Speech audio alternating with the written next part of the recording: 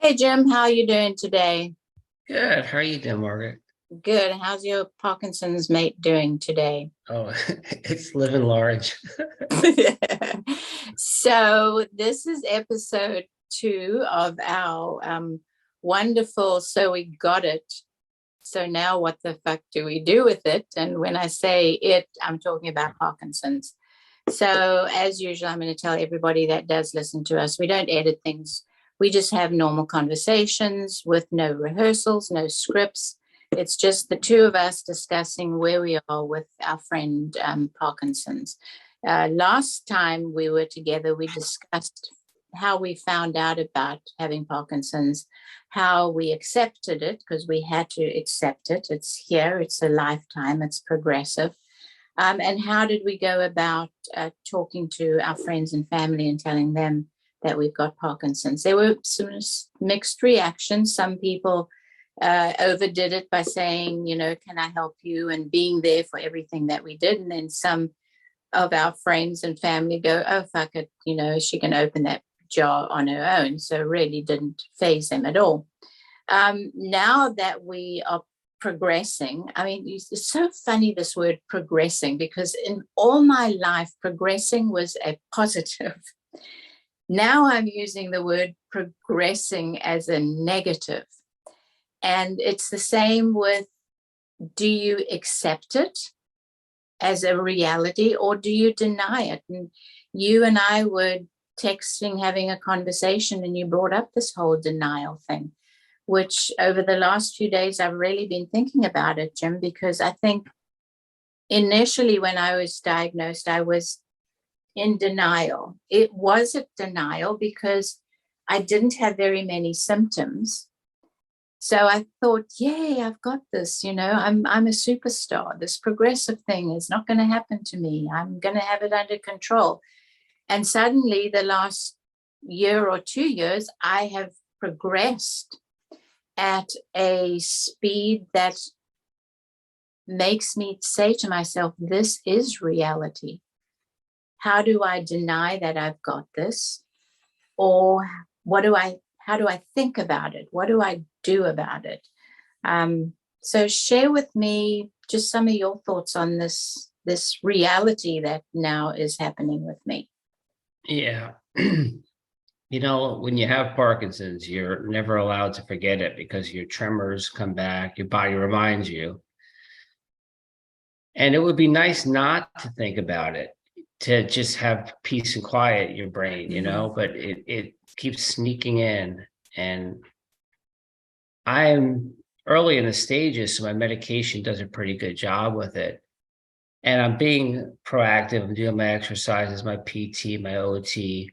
So beyond doing that, there's nothing really I can do. I don't have the cure for Parkinson's running around in this brain. You know, Yeah. I'm not gonna come up with it. So if I could not think about it, if I could, to a certain extent, be in denial, it would be nice if I could just shut off that part of my brain. I don't know. It's a tough thing. What are your Yeah. thoughts? Yeah. When I was sort of thinking about this whole denial and reality thing, and thinking about it, you're absolutely right. There is no time during my day at my stage now that I cannot think about it. Even when my switch is on, for the short time it's on, I still have to think about it because I know that it is going to happen momentarily, and I have to have that plan. It's almost like you have to have a plan in place.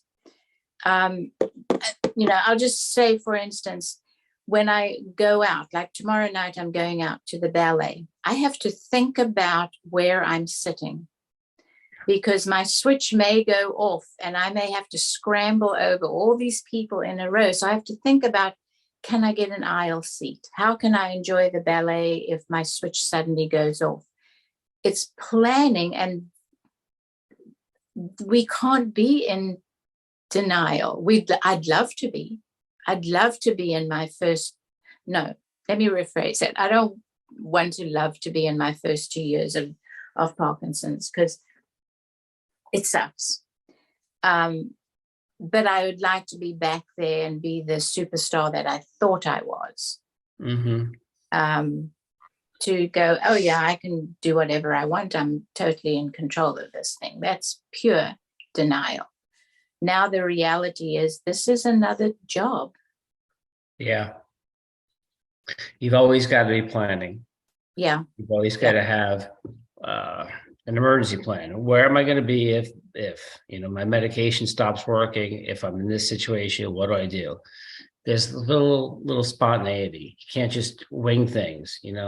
If you're going out for friends, you got to make sure you bring meds just in case. And it's the whole timing of it as well. Yeah, exactly.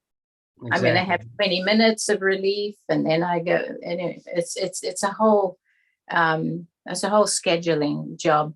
Yeah. So if you are in denial, do you get to test drive what reality is like, or can we choose whether we want to be in denial or reality? I mean, how can you accept it and then say to yourself, especially with Parkinson's, how can you say to yourself, you know what? The reality is, yes, I've got Parkinson's, but I'm not going to think about it because it makes things better. Right. That's a good question, because sometimes, even though I don't want to think about it, I say I'm not going to think about it, it still intrudes. I try to just stay busy to keep my brain thinking about other things. I'll be laying there thinking I'll start thinking about sports or anything, just to get my brain to think about something else, so instead of spinning in that cycle. Because like I said, thinking about it doesn't help. I mean, as long as you're doing the things you can do, the exercise, taking your medication, perseverating on the what ifs, that just ruins the quality of the moment you're in. Yeah. You're absolutely right. There are no what ifs for us. I mean, that is the reality of it. There is no what ifs. I mean, I will take into account today exactly what you said. I spent the entire day doing yard work. I mean, not just weeding, it was clipping, pulling. There were times where reality set in, and I thought to myself, you know what? 5 years ago, I could pull these weeds out like this. These actually were ferns. Now I'm really struggling to get my hand around it to grip. What do I do about it? Do I not think about it? I can't not think about it, because then my hand goes into spasm. How can you not think about your hand in spasm? So then you start humming songs to yourself and you start thinking about other stuff, because the reality is set in that you have to divert your brain until your brain says, okay, fuck this. I'm tired of sending Parkinson's to you. You keep fighting at it. It's tiring. It is exhausting. Thinking about what to do, because we can't think what if. It's a good point, that the physical exhaustion of Parkinson's everybody thinks about, but the mental exhaustion of dealing with this over and over again and intruding into your thoughts, it can really affect your mindset and your emotional status at that time. Yeah. So today, what do you think today is for you? Was it a reality day, or was it a denial day? Thank God at this point in the game, I can do more of the denial stage. I can just take my pills and keep moving. But, every once in a while, your hand shakes when you're trying to do something, it affects your ability to open up a can or something, and it sneaks its way back in, it pisses you off. Yeah. So I probably about 2 years ago, I came up with this. I was reading an article, and it was nothing to do with Parkinson's. It was actually a math, which I'm totally hopeless at. But it was the old math, arithmetic. Remember what we used to learn in school was arithmetic, minus and subtraction and addition and multiplication and division. And I thought to myself, you know what? Arithmetic is Parkinson's. Parkinson's is the minus. How can I end the day just at a neutral? What can I put back? What can I add in this arithmetic game that I play? And so it has become a arithmetic a game, just like chess is. This is my game every day. So for instance, about 2 weeks ago, I had my very first fall. And like I was explaining to you earlier, I was stepping up. So my left foot stepped up, and subconsciously, because you don't think about stepping, at all. So my left foot had obviously stepped up, and subconsciously, I thought I had taken the next step up. Well, I landed flat-faced on the ground, and I thought, well, that's really weird. And I looked back, and my right leg was still planted on the step below. It had not taken that step. So obviously, that was Parkinson's saying, hello, this is progressive speaking. Progressive speaking. You just had your very first fall. It was actually quite funny because when I looked back, I thought, fuck, my foot is still where it was. How could I not have taken that step? So I didn't want to analyze it. I just realized that, okay, they got me, arithmetic got me. It subtracted something from my life, and I'm going to do everything that I can do to add something back into my life. So I have steps at home, and I often do my push-ups and a bunch of other stuff on the steps. So I now consciously, twice a day, will step up and consciously think and look at my foot doing that process. So I am training my brain to try not forget the process. So I play this game with everything that happens. And another thing that happened a few months back was I had to spell something. The word was Malawi. And hey, I lived in Malawi, so I know the place, and I, have spoken about it, and I've spelt it many, many times.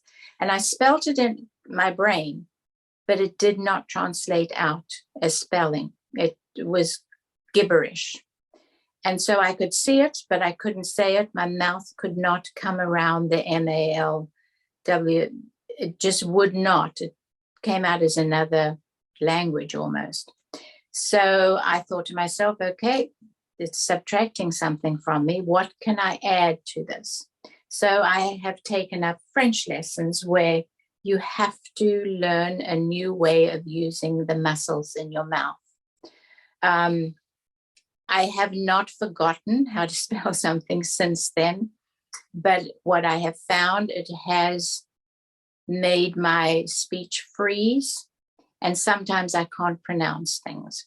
So what I do with the French is I walk around the house actually speaking French and pronouncing it very slowly so that my muscles in my mouth will register, oh, I've taken that away, but she is now emphasizing the point of view as far as spelling is concerned. So that's my game of addition and subtraction. Right now, today, I'm at a -1 because touch is something that I can have a great day. My switch will be on and I will go, yay, this is great. I'm going to go and have a pedicure. The minute somebody touches me, it just sends me off onto a tremor tangent. I have not found out something to counteract that or add that back into my arithmetic. So I sort of have this arithmetic game going on every day. Does it work? I don't know, but it keeps me busy. Yeah, it sounds like a good strategy. It's basically you're doing your own speech therapy and your own physical therapy, but it kind of tapered or targeted to your life, which is great. Yes.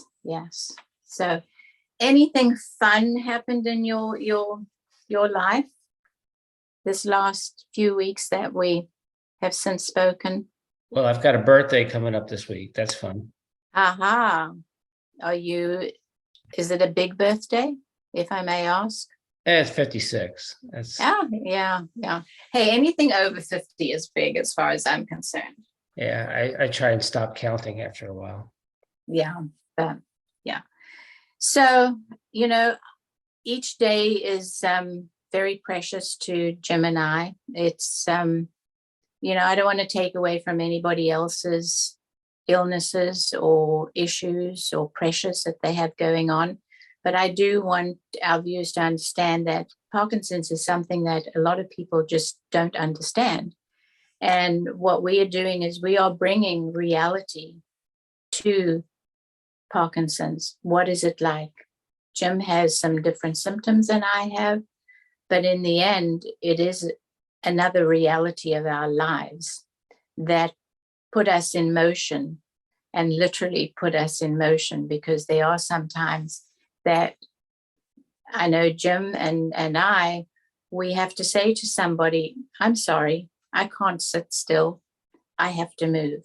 Because moving, strangely enough, is what stops us. Isn't that the weirdest thing? That was silly. Trying to move stops the involuntary movements. It's insane. It's insane. It is. It really is. So if we come across any of you that watch this for us, and we may be having coffee with you when we get up and move, just understand that's what we got to do. It's so funny. So I found this little swatch of mine in my notepad, and it sort of ironically fitted into today's conversation. And it's by Ralph Waldo Emerson. And he says, finish each day and be done with it. You have done what you could.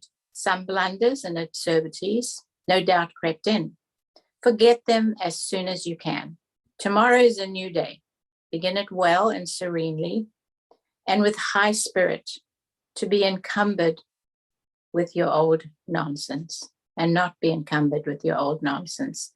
So, yeah, we have tough days. Some are better than others, but we got to let it go. Yeah, that's a great philosophy. I like that. Yeah. So let me end me on, I had to have a photo shoot this last week, and it was hysterical because the photographer, I think he was getting a little annoyed with me, because when you have to do something, just sets me off. So I couldn't stand still. And he kept saying, come on, everybody, stand still. Finally, he pinpointed me as the guilty party. And he said, Margaret, he says, really, I know you're nervous, but you got to stand still. And I said, I'm not nervous. I said, I've got Parkinson's. And the minute you tell me to stand still, you can forget it. I cannot stand still. So for those of you who have Parkinson's and you go for photo shoots and they go, okay, everybody, hold that pose, just go with the flow. Doesn't matter. Yeah. Any words of wisdom from you? I know it's tough. No, just try and live in the moment, and carpe diem, Yeah. Try and see like you do, you see the positive in things and try and add to things when Parkinson's does a subtraction to your addition. Yeah. Have a happy birthday. Thank you, Margaret. Yeah. Try and relax. Yeah. And stop wiggling. I'll see you next time. All right, take care, Margaret. Bye. Thank you.